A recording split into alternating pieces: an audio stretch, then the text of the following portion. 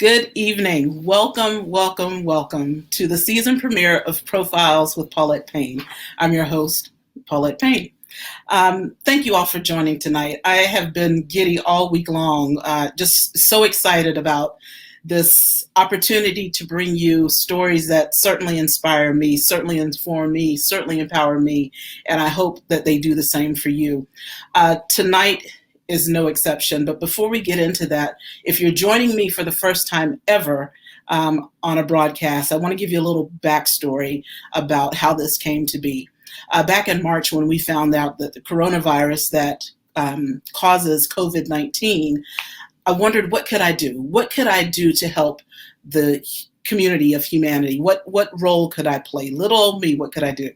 And I prayed about it, and a 4-part series around COVID-19 was inspired. Fast forward a couple of months afterwards, in May, when George Floyd was murdered, and I wondered, what could I do? What could I do to help? And then again, I prayed, and another series was inspired that addressed racism and police brutality in America, specifically among the African American community. And I ran from the calling after that. I thought about relaunching Profiles, which was an in-studio recording that I did 8 years ago. And I sat on it because I was scared. I was apprehensive. I didn't think I had the tools that I needed to make it happen. But I pushed that aside, answered the call, and here we are. And I couldn't be any more pleased. Tonight, like I said, is going to address a concern that many people across this country have, and that's specifically dealing with COVID-19 and education in America. Many schools have decided to go back, and others have decided to start the school year virtually. So tonight I have educators in states across the country who are going to address this topic, from parents who have an immense amount of anxiety about this, to educators, to administrators. We're going to hear from them tonight. And without further ado, it is my joy, my privilege to introduce our guest. But before I say that, I also want to make sure that you know that you can chime in at any time to leave your comments, your concerns. If at any point we're not able to address your comment or concern, my guests have agreed to come back a little bit later just to scroll through to see if there are any missing questions. This broadcast and broadcast after it are designed with you in mind, and your voice is so important, and it helps each episode to be the success that it is going to be. So without further ado, my first guest is Alyssa Ferreira, and she is, let me get her into the stream, she is a preschool teacher based out of Louisiana. Alyssa, thank you so much for joining us tonight. Thank you for having me. Yes, ma'am, my pleasure. Our next guest is Anna Mackey. She is a 7th grade teacher and founder of Reset Teachers LLC out of Texas. And as many of us know, that is a hotspot, second or possibly first to Florida. So Anna, thank you so much for joining us tonight. Thank you. Our next guests are Jake and Renee Farrell. They are a husband and wife team. They both, of course, have children. And they're educators in the school system in Tennessee. Also, we have Jason B. Allen. He is an education activist out of Georgia. And last but certainly not least, Miss Shavondra Averett.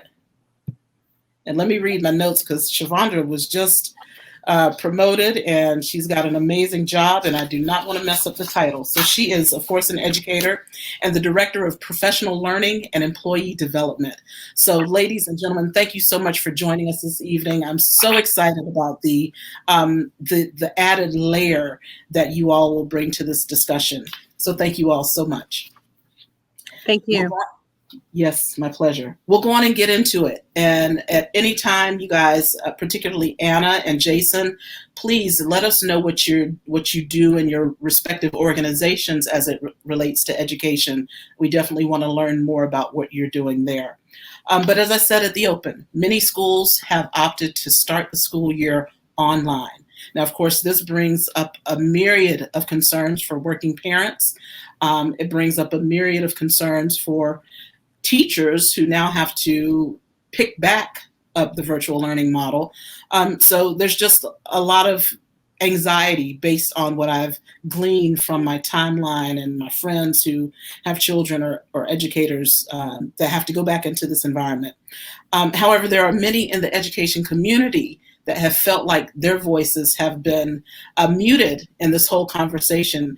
In the beginning, the thought was, or the push was, our kids need to go back to school. And of course, that is so true. But from what I could gather, educators felt like their voices and their concerns around health and wellness and safety were not heard. So to each of you, and Renee and Jacob, will start with you two. Let us know what your school districts are doing or your district is doing in terms of the virtual learning or, face-to-face, and what have been your concerns around back to school in the middle of COVID-19? Well, once again, thank you for having us. My really pleasure. appreciate it. So our school is allowing parents to choose whether they want to send their students to school, that's K through 8, or if they want to do virtual learning for the first 9 weeks. And that may be extended past that point, but at this time it's just for the first 9 weeks. And so right now at our school, we have about 50% who have elected to do virtual and 50% have elected to be in person. What that's allowed us to do in the classroom, it's allowed us to space out students in the classroom. But regardless of that spacing and some of the safety precautions they've taken, I think it's going to be inevitable that this disease is going to continue to spread, that this virus is going to spread. We're going to do the best we can to mitigate those. Like they're going to fumigate our school once a week. We have disinfectant spray. So we have a number of things that they're trying to accomplish to keep it safe, but statistically, I think it might be impossible. So we have that health concern in person. Virtually, I just don't know if it's going to be difficult to maintain the quality that you have when you're in front of a teacher. There's things that you can do to try to enhance the education at the house, and there might be even additional avenues that you can explore while you're at the house that you might not be able to in the classroom. But I think it's difficult to maintain the rigor that you might find with an experienced teacher. One of the concerns that I have is just kids are kids. We teach 8th grade, and regardless of the protocols that we're trying to put in place, they're still going to sneeze on their desk. They're still going to sneeze on pencil sharpeners, stick their gum under the desk, all those good things. So unfortunately, we can't control them. We can't make them keep masks on. They're not even going to be asked to, except for in the common areas. But that's a concern that I have, is just trying to help the children understand the importance of it and abide by it. And so tell me, how are you all going to address the schooling and education of your own children? Are they part of, or will they be part of the 50-50 plan, or will they be home? So we have opted as teachers and as parents to keep our children at home, as well as most of our coworkers that we're aware of. It's not a risk that I'm willing to take. And we have alternative settings. After being in our school, I felt more comfortable with that decision. We have alternative settings set up where once we hit 15 to 17 in a classroom, any child over that is just going to go sit in an alternative setting study hall. And we have no clue how long that could be. It might be an hour, it could be half the day. But we're just choosing to try to protect our children and keep them home and advance with the virtual learning and hope that we can make that work. Certainly.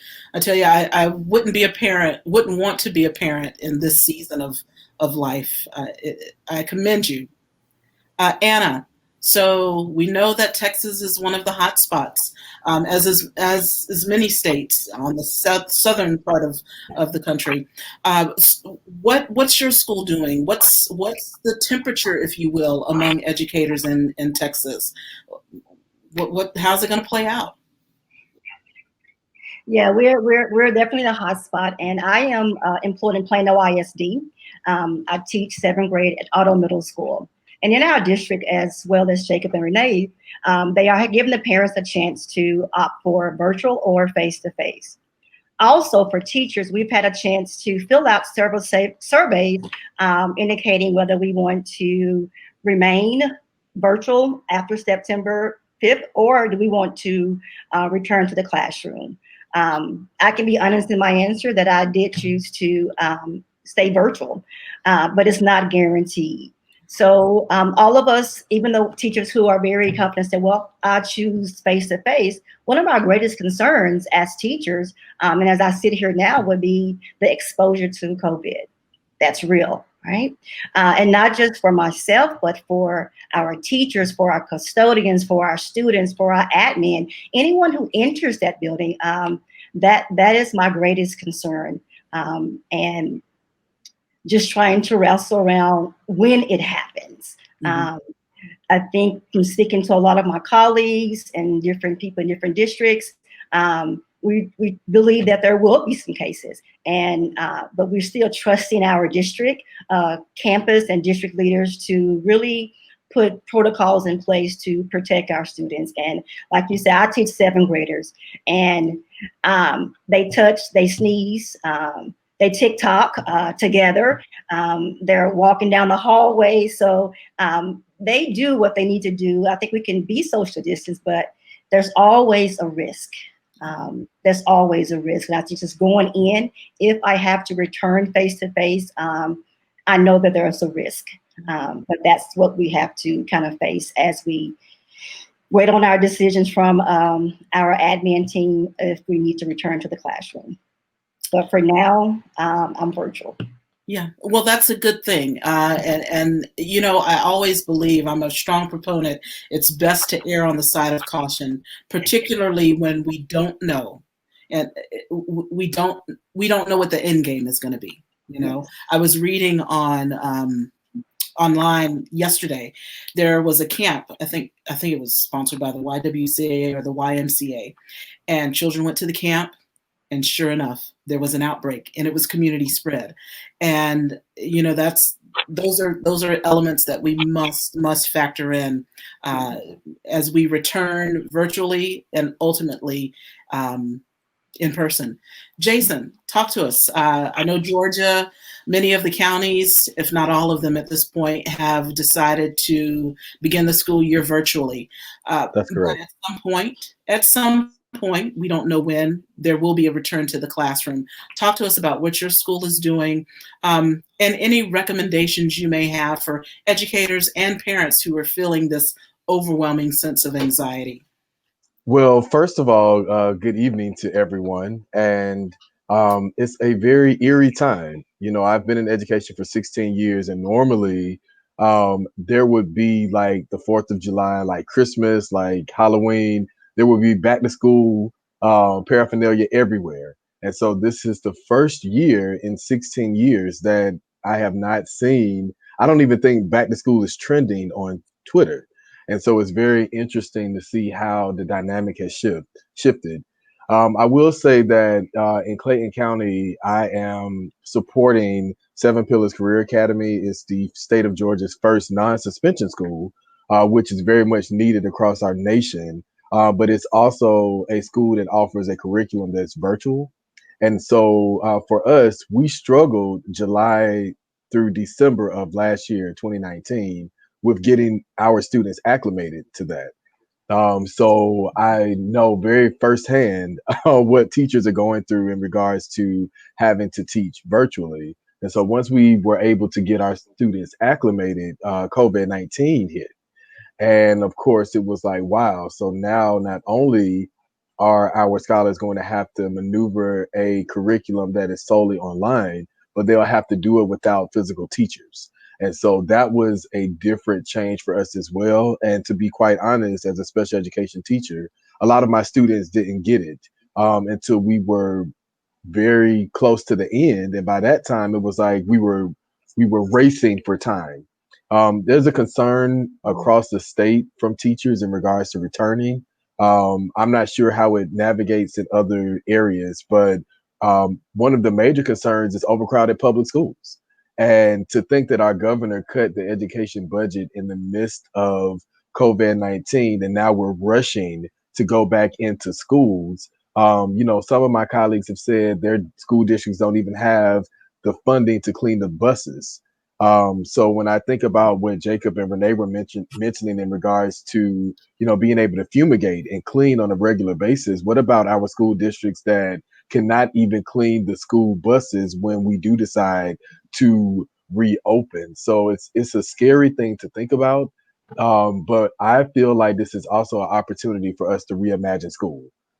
Does school have to be within four walls? Do we have to be in a building? Can we have various schedules? How are we investing in bringing in more staff? So I just wanted to add that in regards to some of the conversations that I've been a part of and leading here in the state of Georgia. I really appreciate that piece about reimagining education and reimagining the process of educating young people. Companies across this nation have decided to allow their shift to a virtual operating model. So I think it was Google or Amazon and other companies are deciding it's time now for us to certainly keep our employees safe, but they can do their jobs from home. And I appreciate that comment about reimagining the educational process. Alyssa, talk to us about what's going on in Louisiana and what are your concerns, or, are you in favor of returning face-to-face, or do you solely believe that online instruction right now is the best way to go? Alyssa, I think we're having problems hearing you. Yep. Got it. I am in the New Orleans metro area, and so we're a hotspot, and we've recently had a very steep spike in COVID cases. And so it's extremely concerning.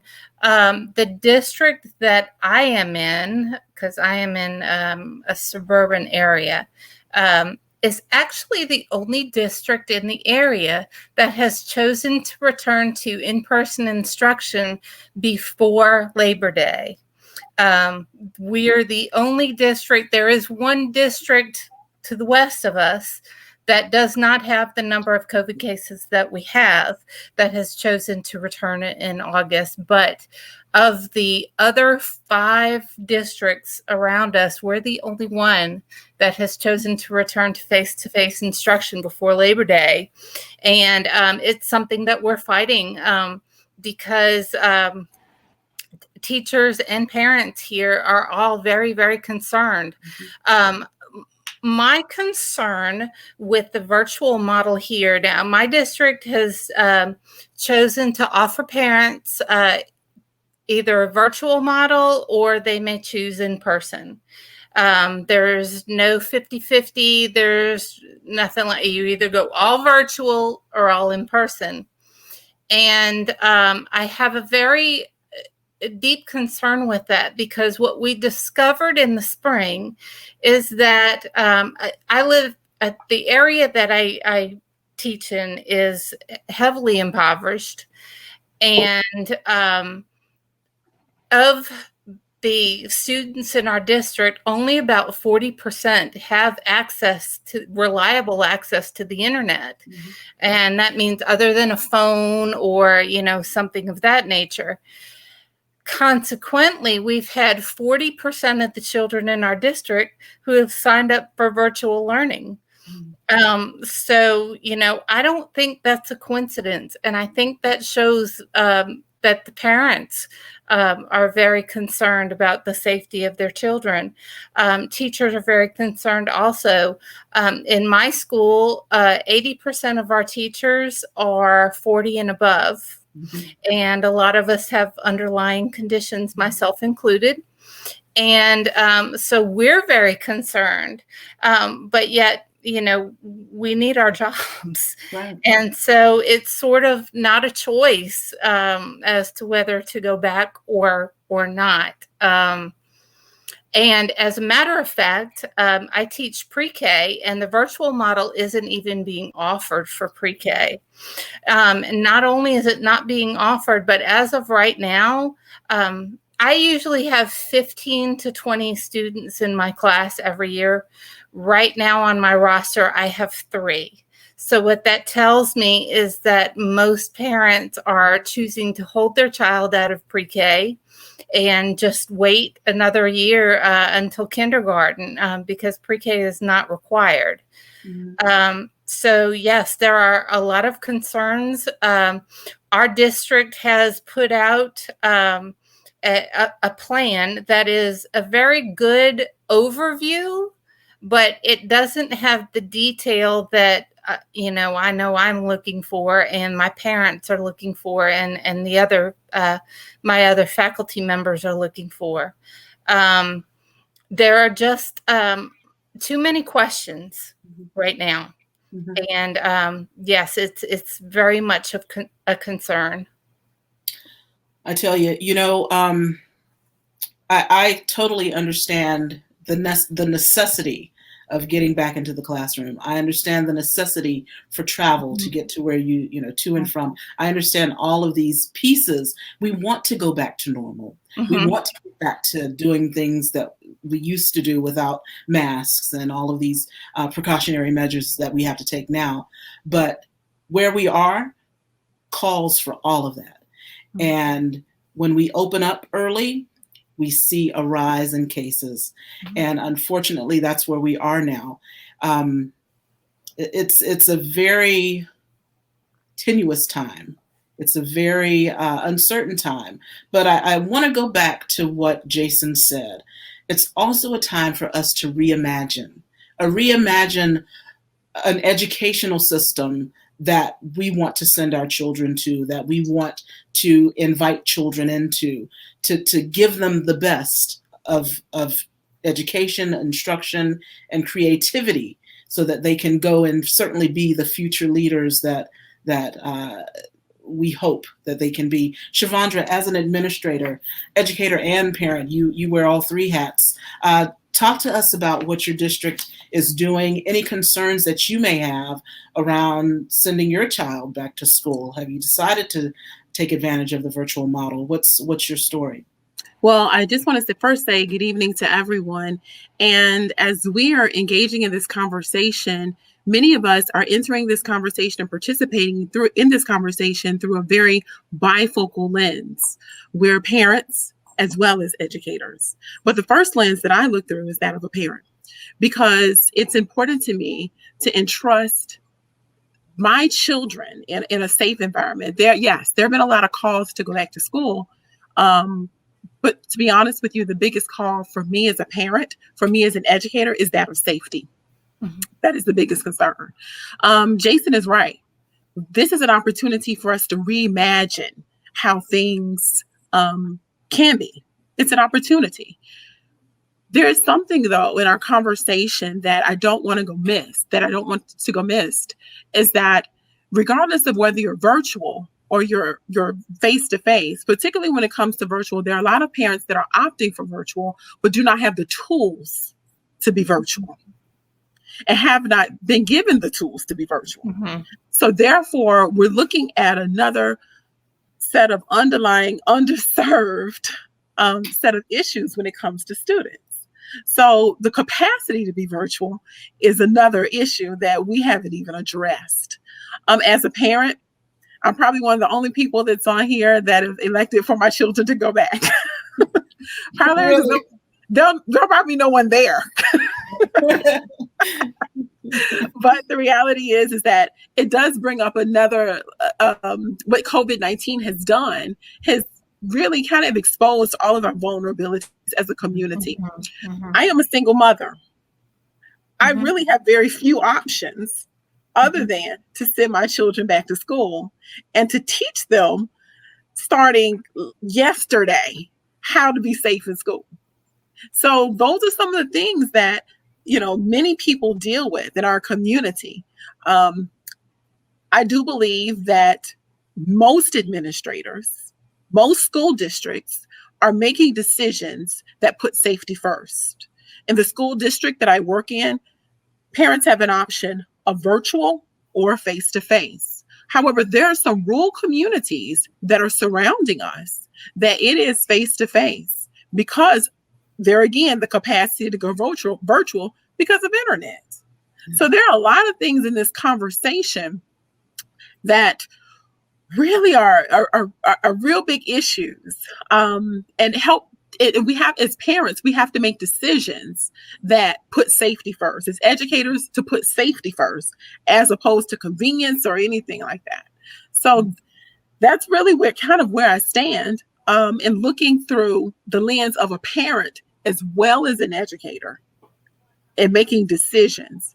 But there are a lot of concerns that do present themselves when we do make those decisions to just go virtual or just to go face to face. Because virtually, some people don't have the capacity. Going face to face, some people don't have the capacity to find someone to watch their child as they go virtually. So those are some of the issues that really kind of plague us as a community, but it gives us an opportunity to reimagine and to be creative. Thank you for that. I want to piggyback off of some points Alyssa made, and you too, Shavondra, in terms of accessibility and tools to empower parents who have to stay home or make this decision to stay home or go to work, and certainly the educators. I was reading an article, and I posted it actually on this page, about community learning, school pods, or I can't remember the technical name, but this whole notion of educational or community learning where children gather, parents hire instructors. And so let's talk about that, since the funding isn't in place to provide the tools, the accessibility. Let's talk about what parents are doing as a community, but also talk about who's benefiting from that. What communities are able to thrive in this environment and what communities aren't. Alyssa, I want to pose that to you first. What are your thoughts about these education pods, these spaces where communities come together to provide instruction for children? Who benefits? I've seen a little bit of that. I've seen online parents actually advertising for teachers, to hire, and it's interesting to me. I think it kind of dovetails off of what Jason was talking about reimagining schools and reimagining the educational process. I'm sort of interested to see where that goes, because what you would have in that situation is children of multiple ages, I would imagine, children of multiple ages, and the teacher would have to be very flexible in instruction as far as that. I'm very interested in seeing how that comes about. Jason, what are your thoughts around that, communal learning, and what communities can thrive favorably in those conditions, and what communities can't? So I was writing down notes because everyone is making such great, valid points. I was reminded of a show that comes on Netflix. I'm not sure, what everyone watches, but I watched The Crown on Netflix. And I will never forget, there's an episode about the miners, and they lived in rural areas. And it was the leadership's poor decision, instead of giving the miners the amount of wages that they deserved, and providing them with the resources they needed, they said, well, we're going to just put the school closest to where they are so we can eliminate everything else. Why am I sharing this story? Well, we're doing that right now. We're not thinking about families that don't have the means to stay at home and watch their children as we are opening back up schools. My family's foundation is called Lily's Foundation for Change. It's named after my great grandmothers, and we serve grandparents that are raising school-age children. They're not in this conversation. I even brought this up to school board members on several panels in the last couple of weeks, in awe. No one is thinking about them. No one is thinking about foster parents. No one is thinking about the group homes that our children are coming from. No one is thinking about high school students and even some 8th grade students that are working because they're supporting their families. We're not thinking about our homeless population. And when I say we, collectively as educators, as politicians, as those who create legislation and policy, and moreover, those governors that are cutting our education budgets. These are communities, these are pockets that, of course, people will scream to the highest mountains and say, well, schools are just reopening because they're daycare centers for parents. And that speaks to our value as Americans, one, in our children, two, in our education system that our mothers are in, right? Our grandmothers work in cafeterias, and, grandfathers and uncles are, custodians. And then we have sisters and brothers and loved ones who are teachers and nurses and counselors and bus drivers. And so to think that we would place all of these various people in harm's way because we are refusing to put the money in place to, one, make sure schools are clean, two, make sure that schools infrastructure is updated. Let's think about the lead problem, not just in Flint, Michigan, but in Atlanta, Georgia. We have public schools that have a lead water problem. So that's another condition. And then just one last point I want to make. As a special education teacher, I know for a fact that if you ask an administrator or a teacher in general ed, they would have no clue what an IHP is. And when we think about being in the midst of a pandemic, and I have had conversations with hundreds of parents, and I've done the test, I said, please email your administrator right now and ask them about updates to your child's IHP. And each parent or grandparent or foster parent has said, they're like, what are you talking about? So this is the individual health plan for students that have chronic and severe health issues. How are we sending children back to school when our administrators and our general ed teachers or schools that don't have full-time nurses aren't even privy to or understand what this is? So that's what Community Pod's concerns are. That's what my concern is for communities that are wanting to learn in different ways, and we don't have the resources to reach them. Right. Anna, what are your thoughts on that? Just to reimagine the schools, what I hear when I think about community is that the whole equity versus equality. And what, again, this COVID has actually done for us, it is unmasking some truths. See, the students who don't have internet access today, they didn't have internet access last year, right? The students who did not have resources to learn at home today, they lack those same resources last week ago, and last year. So these aren't anything new. So when I hear about all these other areas of alternate ways to learn, it still, for me, seems like we're not willing to dig deep and get those resources into the buildings to do the real work. It just seems like we're still want to not get the funds that we need to address those issues. Kids who did not have hotspots from March to May, these are the same kids who did not have hotspots last year. And so now, as you just said, we have to reimagine schools. So let's team together and let's get funding, because I know kids who are homeless. I know kids, just when we did virtual, we had to do a rush from March to May, a kid, a teacher had to call a parent, and the parent said, Miss Mackey, you live in a hotel. So when you think about all the different variables where parents are with their students, not everybody has a bedroom traditional home. Sometimes it's the car, right?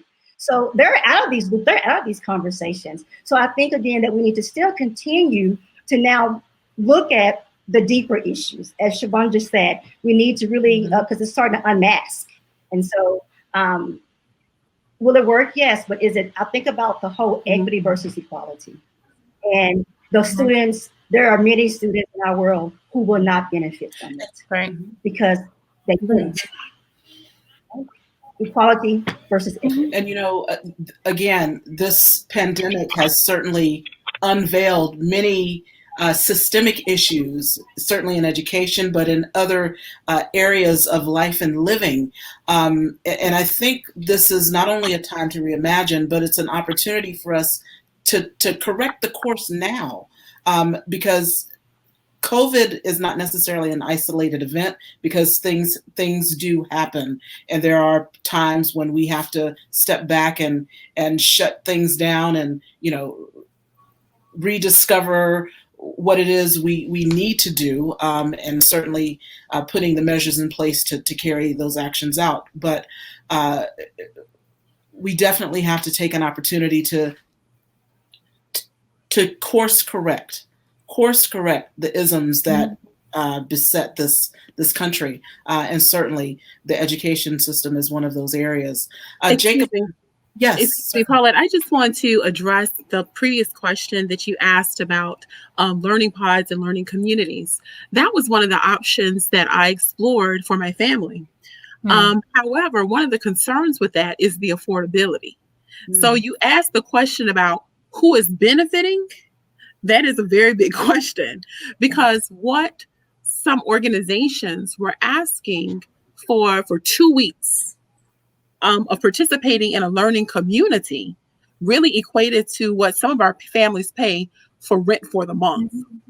So some of those options in terms of learning communities are options for some, but not options for most.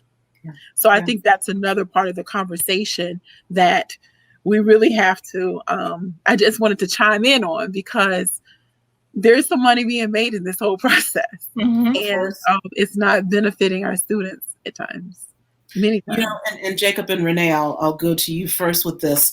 I have teachers or friends who are educators, and many of them look forward to, times when they can go and set their classroom up and buy trinkets and things for their students, and it's just an opportunity for them to really pour in to their classroom and prepare for the influx that's going to come for the school year. What has this done for you two in terms of your preparation, in terms of your anticipation for the school year? How has that changed or not changed? For me personally, I'm excited for the school year still. We still do not know, as teachers, what our assignment will be. Like, I know I'm 8th grade science, but I don't know if that's in person or if I'm the virtual teacher or if it's a combination of both. So we're waiting on that. My classroom looks very different.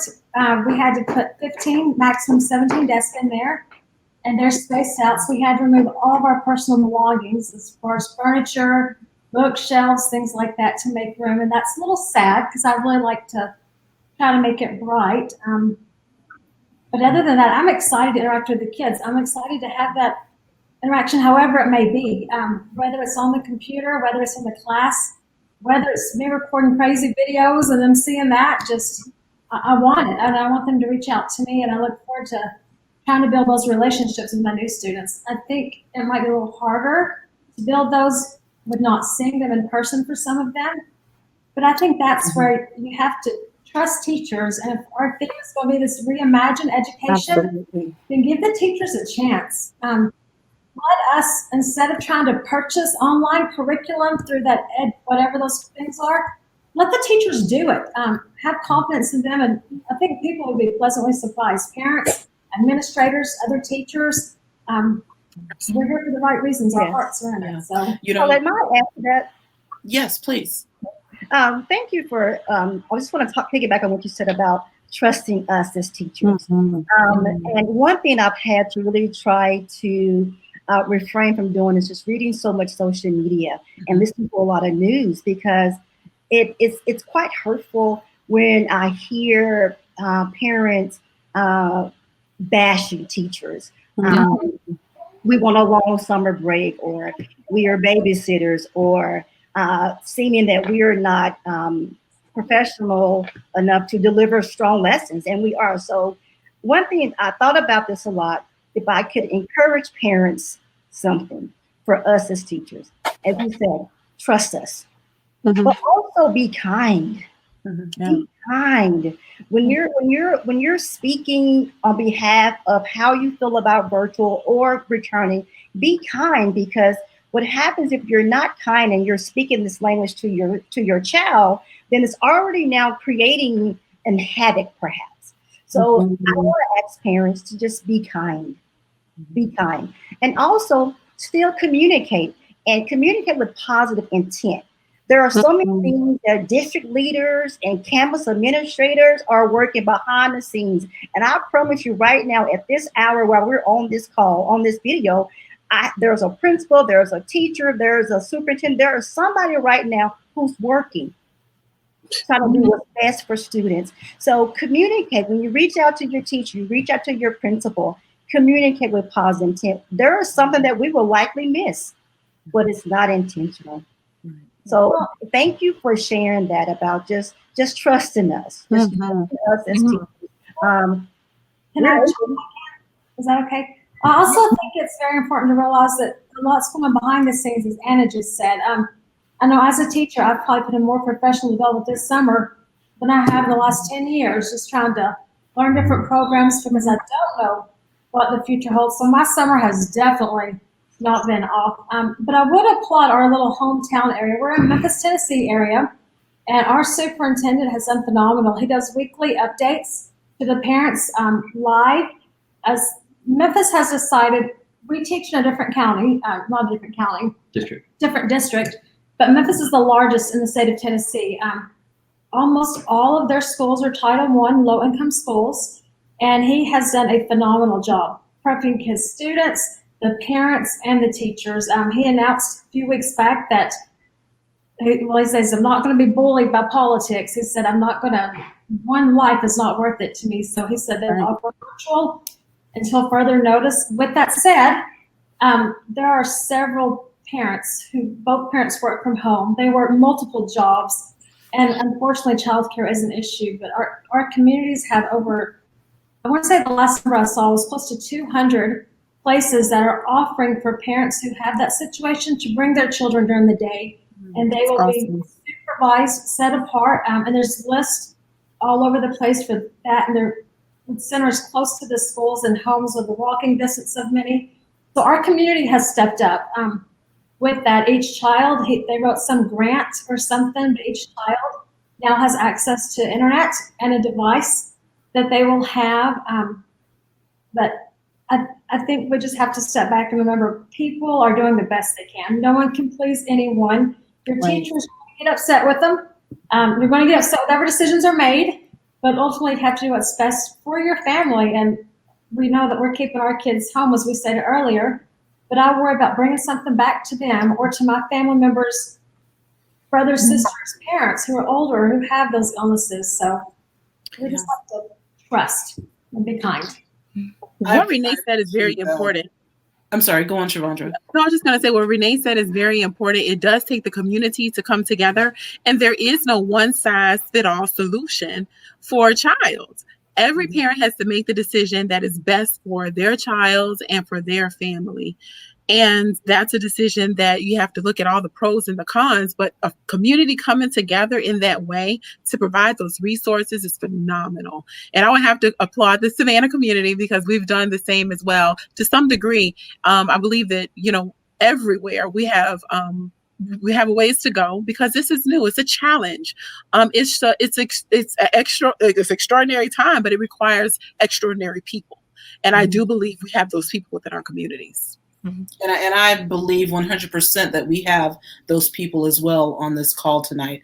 I want you to know that you were hand selected, not by me, but people who I reached out to, who I entrusted to help me find educators. So I know that you are the cream of the crop. So thank you. And I applaud you for what you're doing. Jason, I want to talk a little bit about the long-term impacts. I know we talked about reimagining education, but the reality is that certainly when we return at some point to face-to-face, that there will be an outbreak, whether it's 1 or 20 or 30, whatever the number may be. What do you think the long-term impact COVID-19 will have on children's ability to socialize, and specifically around learning virtually, specifically around sheltering in place? What impact do you think that will have on a child's long-term ability to engage socially with their peers? So I know you all probably are like, he's full of analogies. I'm special education and majored in ELA, and that's what I've taught for a long period of time. My best answer to that would be to look at our last election and the impact of social media and how our world and the way we live completely changed with how we do quote unquote politics and legislation and policy development on Twitter and on through CNN and through social media platforms. And so the way that we have become politically and socially engaged has morphed into that. I don't think that it may be the best thing. I'm quite young, I like to say, but of course, in being in education 16 years, I like to bridge the gap between old school and new school because there are certain things that we must have. I think long-term things that we will see will be that our children will continue to struggle with writing. I'm looking at national data right now on my screen, and I know for a fact, just in what the data speaks to, is that our children are struggling with cursive writing. They want to be bosses. That's the lingo and the term that they use in pop culture and hip hop and R&B, is to want to be a boss. And so that means to make a lot of money, have your own, be independent. Well, how are you going to sign your own checks when you don't know how to write your name in cursive or even know what cursive writing looks like? Let alone, how are you going to read a contract or put anything together when you can't formulate ideas for a single paragraph? This is what our data reflects to us. Also, students are struggling in reading. We have students that are 2 or 3 grade levels behind in reading. So one of the articles that I wrote for the Education Post on our Atlanta blog is children who are behind in reading and Lexile scores are going to struggle with virtual learning because they are lacking basic skills. So of course, there's going to be a larger divide. And to be completely honest, with Black and brown children, with children that are in special education programs, with children that we are going to not purposely neglect to overlook, but those students who are shy, those students who may not consistently show up to school because of whatever reason it may be, health, parent, living condition. So I think that there are going to be a lot of children, unfortunately, who are left behind. And then the last point is to also think about our parents. We're in the millennial generation. And when we look back to one of the golden eras, I would say the 90s, the 90s had a high number of high school dropouts, parents who did not finish high school, who did not go back and get GEDs. Well, what happened to them? What happened to them is what's happening to us right now. We're teaching their children. Right. So if we failed them then and we didn't reach them, some of them are coming from households that are, just stuck in generational poverty. How are we going to reach these children who don't have anyone that they can turn to around them, near them, close by, in proximity, to help them with homework or online class? And so those are realistic gaps that we're going to have to look at and really come together and figure out how we're going to sustain our society. This goes beyond just schools, but it's the workforce and how people interact with our society or in our society. Very strong and valid points. Siobhan? In addition to the whole issue that you brought up about poverty, one of the concerns that I've had as an educator is that of students that have been impacted by trauma. One of the things that's come out initially when we were all at this place that we're staying at home is the domestic violence that numbers that have risen, the numbers that have completely risen as a result of staying at home so much. You're confined with these people, and students that are already been impacted by trauma. Here they are impacted by trauma in many ways as a result of COVID-19, and it depending on their situation. But I look at it almost as a dual pandemic.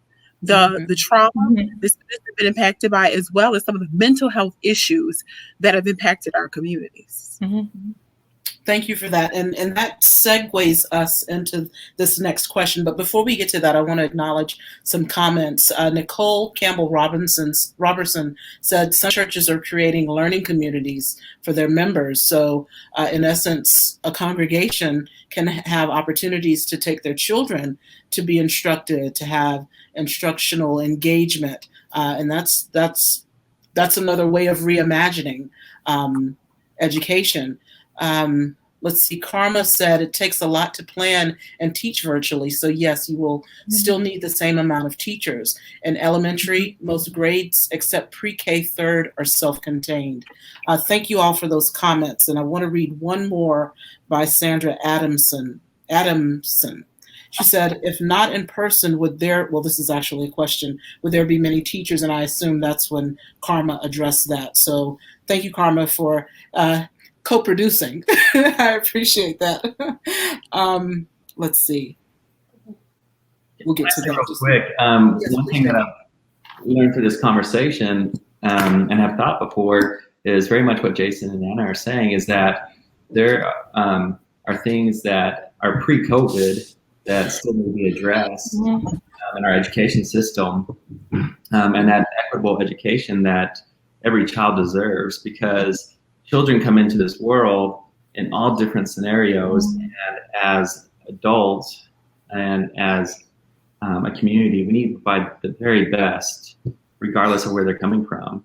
That we need to help them bridge those gaps, that we can't continue to have generational poverty, but we've got to place the resources. And I know, this is an upcoming election year. Never has been more apparent to me of how important local elections are. You need to make sure that you get the right people in place that are going to support education, because it's my belief as an educator that education is the number one way, the number one tool that can help an entire generation come out of poverty. Good point. Very good point. My mind wanders to those with certainly special education, those children who have autism, those children who have who learn differently, who need different stimulation. What's to be said about that? And if any of you have any thoughts or input about that, I would greatly appreciate it, because truly, how can they be properly served virtually? How can they be properly served in the era of a pandemic? It's very difficult. Paulette, and I know I saw Anna come off mute and she set up something like, I know she has something great to say, but being a special education teacher, it was very difficult this year. I had a student that passed away this year, and that's how I learned so much about IHPs and why they're so important. And to come to find that schools overlook those things, they're also overlooking the intricate details of IEPs. Public schools, and we already know this, public schools already struggled before COVID-19 to reach children with autism and with exceptionalities. I do not like to say disabilities, and I do not like to say anything other than exceptionalities. Because one of the things that I tell my students is that I'm dual exceptional. I was in the gifted and talented program, but I'm also a student that had a learning exceptionality. One of those is I had a speech impediment, very bad. My students utter shock when I tell them that, and they just for literally 5 minutes straight are just like, what? Like, I don't understand. You mean you stuttered like me? And I'm like, yes, for a very long time. And it took a teacher with my parents. My mom is also a retired teacher. And it took that work in and out of the classroom to help me overcome that. And I'm saying that because we have to work even harder to make sure that we're reaching our children with exceptionalities, and not forgetting those students who are gifted and talented, because their minds are also racing and they want to build and explore and do social experiments that they're not able to do right now. So we have to be really intentional about how we're reaching all children. You know, it's a shameless plug, but edlanta.org.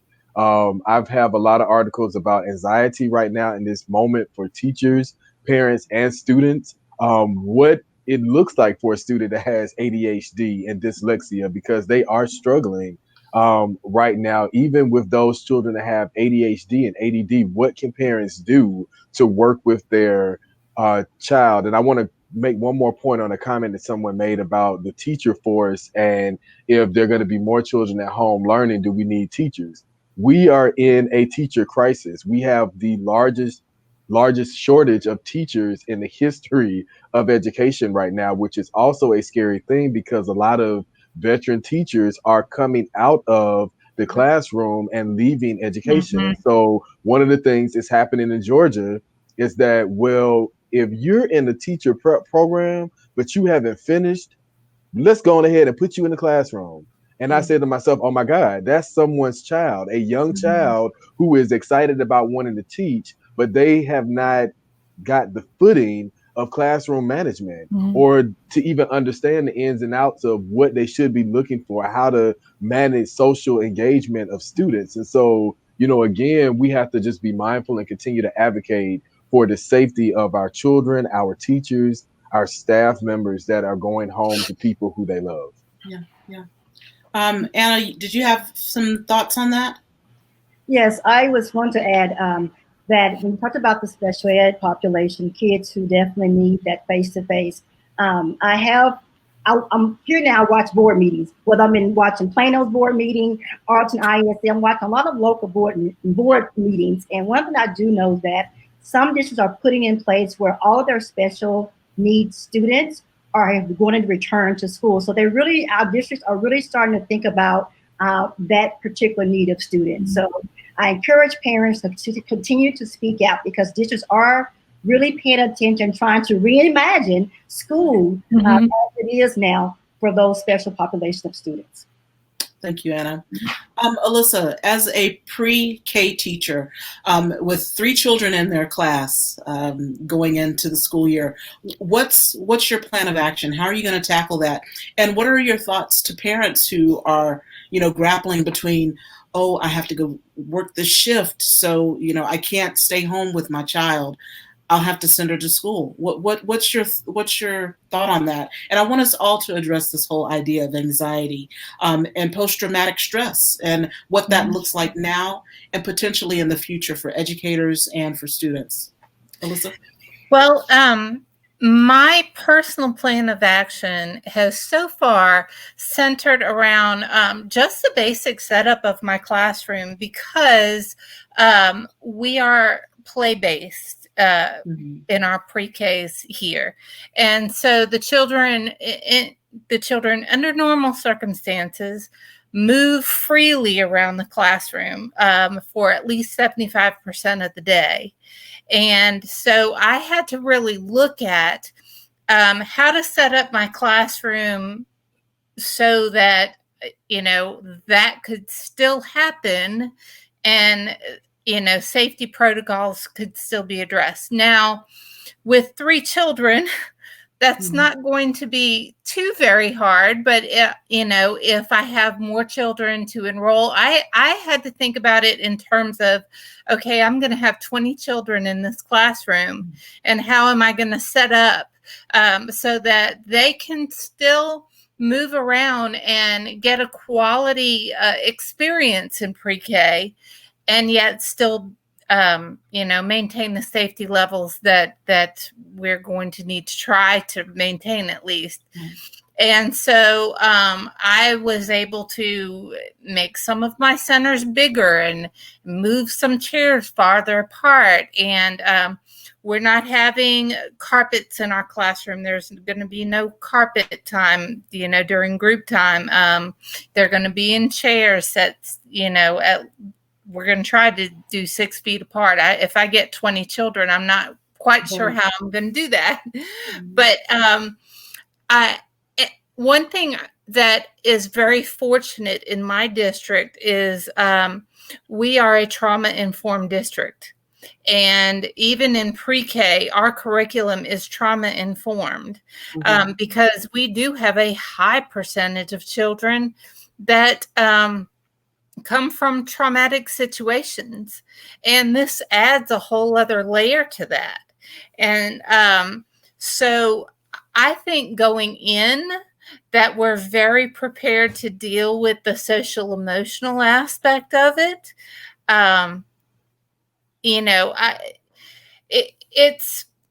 It's a little bit of a struggle for me because I spend at least the first 3 weeks just forming relationships. Like I don't touch curriculum for 3 weeks. And so I naturally want to get these children in the classroom as quickly as possible so that I can start doing that. Because 75% of that relationship is formed in that first 3 weeks.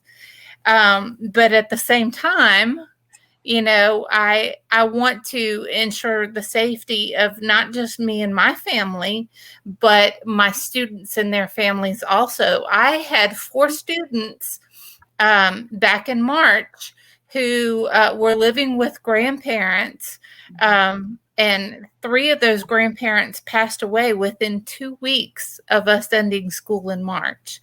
And so that is very much a concern for my children, because I know that so many of them go home to grandparents and other family members whose health conditions are compromised.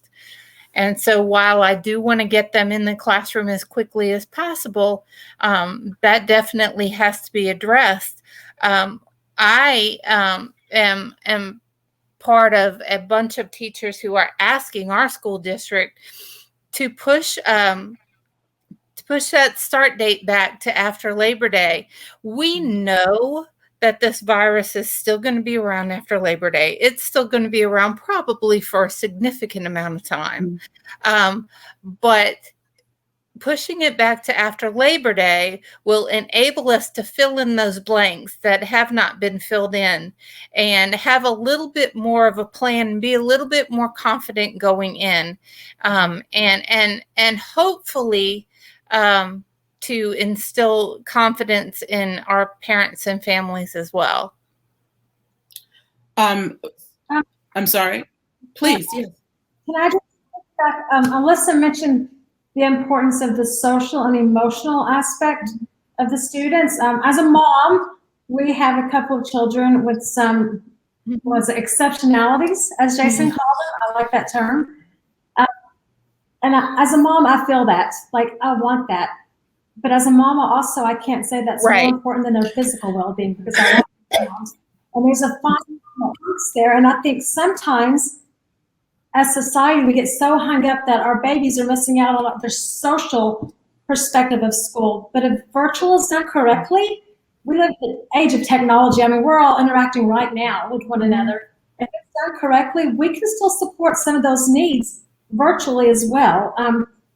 We live in the age of media. It can be done. So I think sometimes we have to, for me personally, I have to take the idea of negative experience with virtual, which this spring to me was not a good experience. As a parent, I just thought it was busy work, but it was also a state of emergency. It was put together in a matter of a week for people.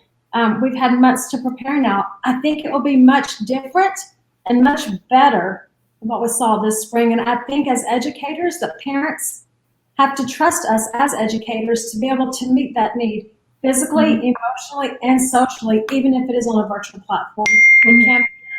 And to piggyback off of that, Renee, Sandra Adamson said, whether it's virtual or in person, well, let's see, let me make sure I quote her correctly. She was just wondering if it's virtual, if the prepared lessons are prepared correctly and with as much enthusiasm and excitement and joy, you can still reach a wide selection of children, of young people. So apparently through her comment, this virtual learning, she believes, can reach more people, more students. I want to talk now about certainly the emotional and the educational aspect of this conversation as it relates to children, but I want to talk about the teachers. I want to talk about the parents. I want to talk about the people who are going to be in the school system once we do switch over to face-to-face. What, in your opinion, are the ramifications from a psychological, from an emotional perspective, with reference to COVID-19? I know that there are teachers who are retiring because of this. So what are those ramifications from an emotional perspective? We talk about anxiety, PTSD. What are your thoughts around that? Anna, do you have any feedback you'd like to share? Yes, thank you. I am in my district and at my campus, I am the social emotional learning campus facilitator. But outside of that, I think someone mentioned, not only do we have students who will be returning who have been impacted by trauma, but also teachers. I've heard from several teachers, just depression, can't sleep, won't sleep, can't focus on their own children, their own health, because they're worried about teaching and what that will look like. So I'm very thankful for that, and I hope that many districts around the world are doing the same. That in our district, in Plano ISD, we have a very strong social emotional learning program in place. It is district culture and it is campus culture. And just recently, last week, matter of fact, I had a 2-day training, and virtually, they've already started to transition. How do we meet those needs virtually? And I can assure you that we can still meet those needs virtually, and a lot more students virtually, social emotional learning. But the next piece I was very excited about, there's a piece for teachers. 2 questions are very important for teachers. How are you? And what do you need? And just as a teacher myself, I've been impacted by a lot since COVID myself. I've had very close calls with COVID. Social injustices has been a really point for me that's kept me up. I've shed some tears since I've been out. And just like we have to be sure students are healthy, teachers need to be healthy. And my company, Reset Teachers LLC, that is one of our focuses, is to be sure the teacher is healthy from the inside out. So through my company, we provide trainings, we provide sessions and strategies. How can we help our teachers from the inside out? Because if we're happy, everyone else is happy. But the reality is that it's okay to not to be okay. And there are a lot of us in this world who are saying that we're not okay. So districts must, and campus leaders really must be aware of that, and that's the reality. We can fake, we can mask, that's what we do as teachers. The reality is we also are coming in with trauma as well. So that's good. I want to add a piece, yes. Thank you for that, Anna. I wish we could go on with this conversation for the rest of the night, but unfortunately, I know you all have other responsibilities. I thank you so much for taking time to share your insights with me and those who are watching. But I want to close with your final thoughts. You all are going to be doing this. Like I said at the beginning, you all are in the trenches.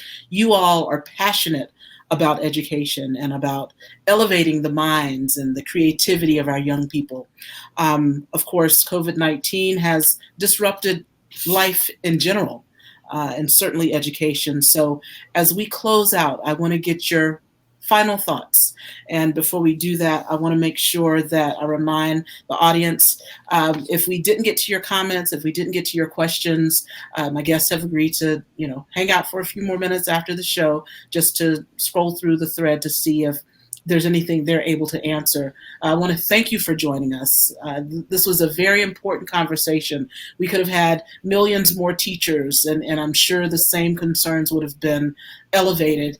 And there are those that feel otherwise, and I certainly acknowledge that. But at the end of the day, we have to be compassionate. We have to show empathy. We have to show kindness, as someone alluded to earlier. So in all of our conversations, let's make sure that we keep that in mind. And I say that to you, and I say that to myself. We'll get to that later. But I want to close out with your thoughts, final thoughts. Renee, Jacob? Well, once again, thank you for this opportunity. And I will say that I believe that everybody is trying their best. We've got to really give everybody the benefit of the doubt. Parents who are deciding to keep their kids home or send them in person, districts who are making decisions that they feel are best for their community. I want to give them the benefit of the doubt. And then I'm going to do all I can to support every child's learning, just as every educator will, because that's what we do. Thank you for this. Thank you. Renee, did you have any thoughts? Well, I'll just look at him. He's my mastermind here.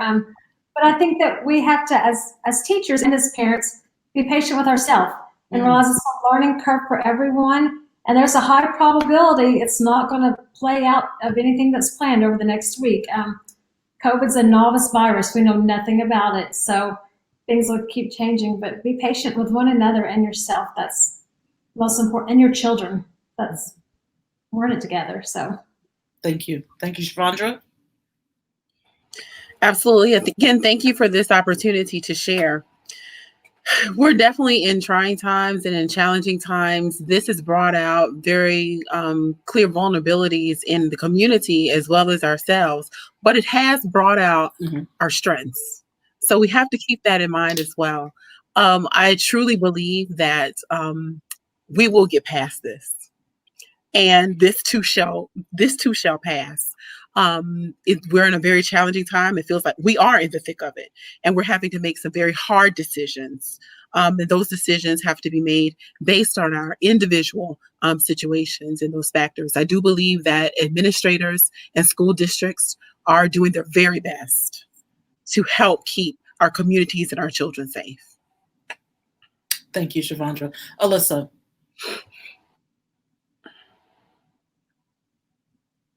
Alyssa, you're unmute your mic. Unmute yourself. I did it again. Okay. I just want to say that I have never been more proud to be a member of the community of educators, not only in my area, but in this country. Every teacher that I knew of last spring, just stepped up their game. And, I felt like even though we were distant from each other, I felt more supported by my community of educators. I had pre-K teachers from all over the country who were offering help and, offering resources and guidance and things like this. And I just think that is what is needed going forward to continue that partnership, not only with the educators in your building, but with, the educators across the country that you have access to. And I'm just really proud to do what I do right now. And thank you for what you do. Anna, yes, Anna, any final thoughts? Yes, I just want to encourage everyone to be optimistic. In 2002, I heard a speaker say this to a crowd, and I was thankful to be in the crowd. He said, "I've never seen a storm that lasts forever. A rainstorm, a thunderstorm, snowstorm. There is not a storm that lasts forever." So in this space, in this mist, in the space that we're in, just continue to be optimistic. Wherever your role is, whatever your responsibilities are, in all of this chaos, be optimistic, because this too will move on. Thank you, Anna. And Jason, any final thoughts? Final thoughts on this conversation as we prepare for back to school is simply for us to continue to push the needle of reimagining schools. I've challenged school board members locally to think about partnering with parks and recreations. You know, green space is a great place to open up and be a classroom. Looking at how we're sending children back to school, the need for workforce development. In Atlanta, we have the Water Boys, who are, you know, famously known as the Atlanta Water Boys, who are selling waters on the corner because their families cannot survive. Well, how can the city partner with the school system to, you know, better ensure that our children have the workforce development skills that they need? How are we partnering with museums and monuments and places where we can, you know, reimagine how we're presenting these lessons to children? And most importantly, and finally, our great need for culturally inclusive curriculum. I think that in such a time as this pandemic, but also coupled with the growing social injustices that we're seeing, we definitely need to be demanding and looking at culturally inclusive curriculums, because how much more trauma will that be for children who don't get a chance to read books or read true history or read monumental events that connect to people who look like them and their culture? And so I think that we definitely need to be having those conversations as we are also improving the teacher pipeline. So this is a great opportunity again to reimagine education. And I'll end with, you know, it's about the survival of the fittest, but I think that we can also rethink that and build a strong system where even the weakest among us will be able to thrive and survive because we're being intentional about their success. So thank you so much again, Paulette, for this opportunity. Thank you all so very much. Again, I said it to everyone before we started the broadcast, that the success of this episode is based on their expertise, their experience. And just to piggyback off of what they said, the success that you as a parent, that you as an educator will experience will be tied directly to the support that you are given by your teacher, by your parent, so that together, whatever model that you are going to take advantage of for this school year, it's going to take everybody pulling their weight and doing it, as Anna said, enthusiastically and optimistically. It's a hard time. It truly is, and we can't overlook that. But there are opportunities for us to link arms more stronger now than we have in the past. And certainly, as Jason said, creating opportunities, culturally inclusive opportunities, because that's another element that we must not overlook, so that our children have examples and representations that they can see and be empowered by. I'm so grateful for this opportunity we've had to address this very important issue, and let's not let it stop here. Certainly come back in the thread and chime in, but have these conversations on this topic and other topics in your own spheres of influence, as I'm sure you're already doing. That's one of the surefire ways to affect change in the society, by allowing our voices to be heard, not being passive, and certainly providing examples and solutions and affecting change in our school system, in our community, in our local and national government. Just want to plug next week's show. I am so excited. We'll be talking with let me look at my script so I can say it correctly. The dynamic Double Dutch duo, Sean and Michelle Clark. They are owners of Double Dutch Aerobics. You may have seen them on Good Morning America. You may have seen them on Instagram.